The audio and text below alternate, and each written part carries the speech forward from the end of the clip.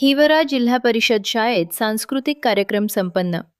जिल्हा परिषद उच्च प्राथमिक मराठी शाळा हिवरा संगम येथे दिनांक 2 फेब्रुवारी रोजी स्वरगंध सांस्कृतिक कार्यक्रम मोठ्या उत्साहात संपन्न झाले.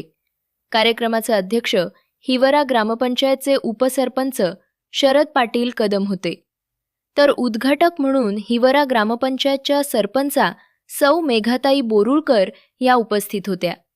तसेच कार्यक्रमाचे प्रमुख पाहुणे म्हणून शालेय व्यवस्थापन समितीचे अध्यक्ष रोहिदास घोगेवाड, उपाध्यक्षा सौ प्रतिभाताई लडके, तसेच रामराव पाटील कदम व अनिल कदम उपस्थित होते. सौ मेघताई बोरुळकर यांनी फीत कापून कार्यक्रमाचं उद्घाटन केले. स्वरगंध या सांस्कृतिक कार्यक्रमात गावकऱ्यांनी भरभरून प्रतिसाद दिला.